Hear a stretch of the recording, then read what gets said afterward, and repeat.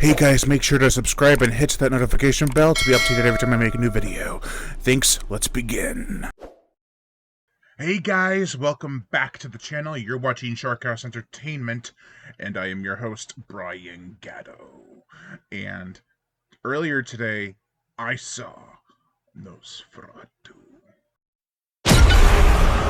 This is a reimagining, retelling, story structured redo of Nosferatu from 1922, which was, I believe, based on Dracula, but the copyright wasn't there, so they're like, hey, let's call it Nosferatu. So Nosferatu is based off of Dracula, and in that, there are a lot of elements from the Dracula story, starting with the marketing.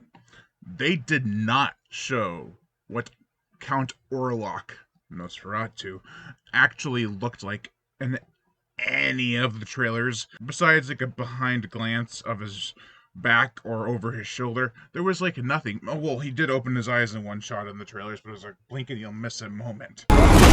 And I think that was a smart move. I do think that marketing was really a wise choice, because the design they go with for Count Orlok in this film, it could be a take it or leave it kind of thing for some people.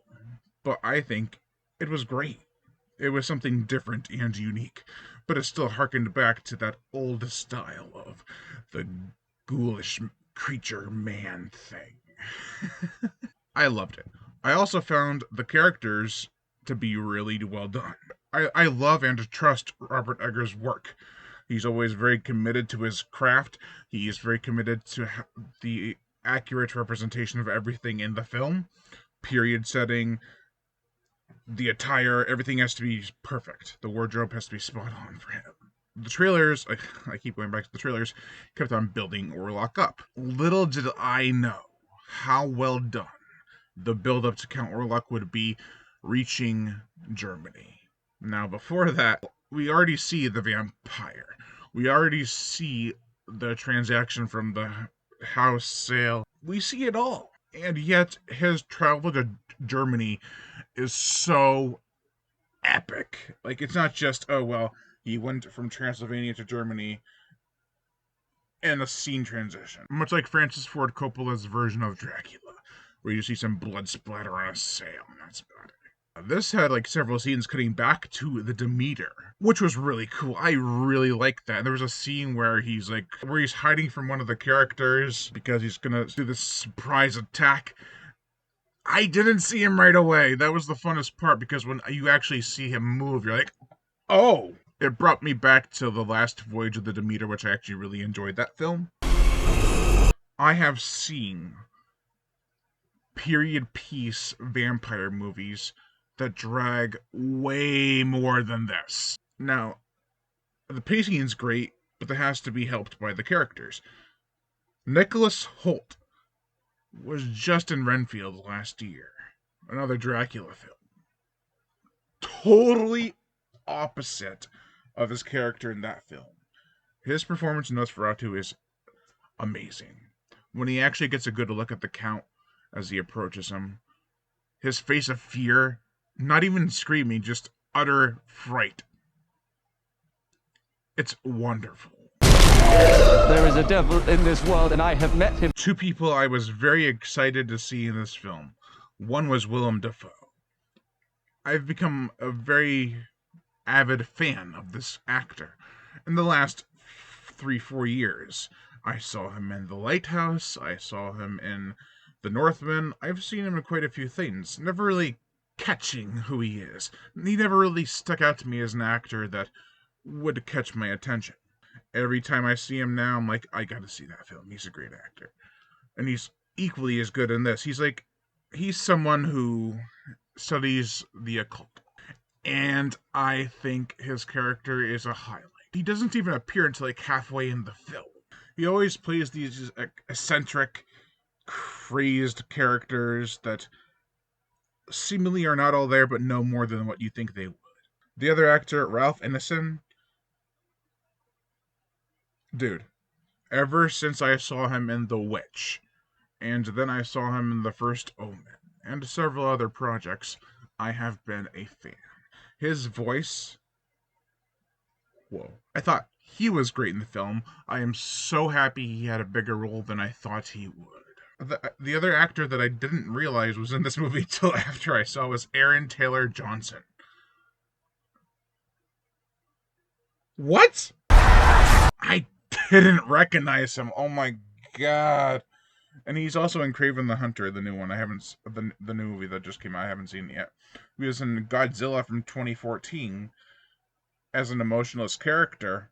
Here he is a proper gentleman, but he has deep emotions and a love for his family. Lily Rose Depp. I've heard she was great in the film, but I didn't believe it until I saw it. She is remarkable in this film. I couldn't believe how good she was. I had never seen her in anything else, I don't believe. Also, there are two little girls in this film. Their acting was okay. I mean, they're little girls. They're speaking with a thick British accent. I'm not sure if they actually have a British accent, but man, was it overplayed. I don't think they were bad actresses. I don't think they were given bad direction either. It just something about it struck me the wrong way. But it didn't detract from their performances that much or the film itself. But the one actor I kept having to remind myself was actually this actor is Bill Skarsgård as Count Orlok. My dude, you were Pennywise the Dancing Clown. You were in Boy Kills World. You were in The Barbarian. Your acting abilities, I mean, they show no restrictions. Your range is endless. I couldn't believe how good he was as this character, as this monster. And he is a monster. He does horrible things to people because he wants to get Ellen to be with him. So he's going to destroy everything she loves for her to accept him as her lord.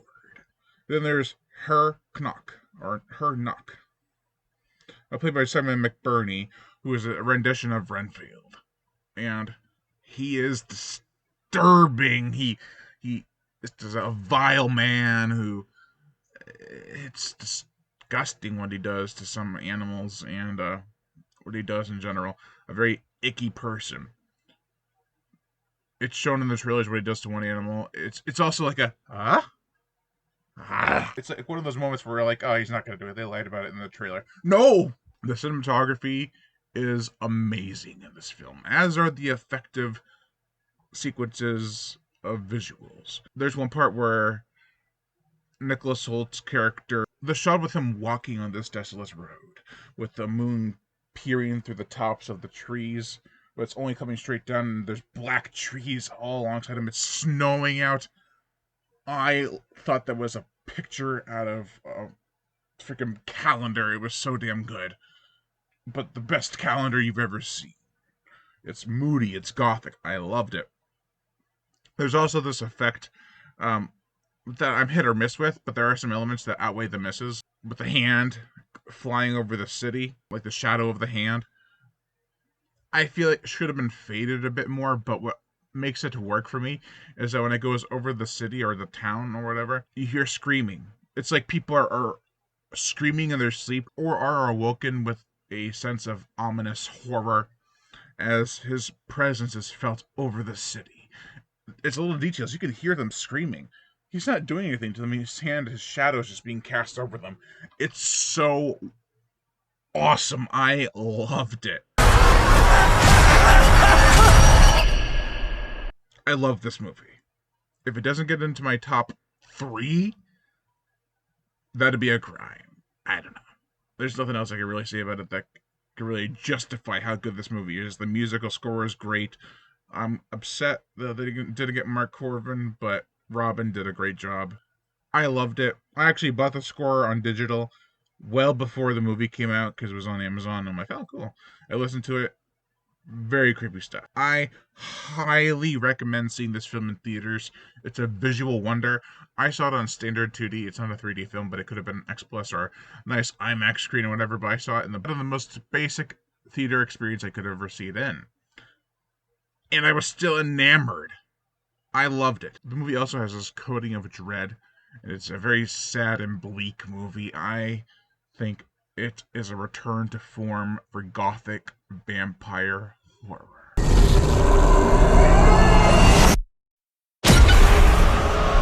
That's going to do it for this video, guys. You have been watching Shark House Entertainment, and I've been your host, Brian Gatto. Make sure to like, comment on, as well as share this video. Like my Facebook fan page and support me on Patreon. Also, hit that notification bell to be notified every time I make a new video, and as always, subscribe. Movies of the night. What dreadful sounds they make.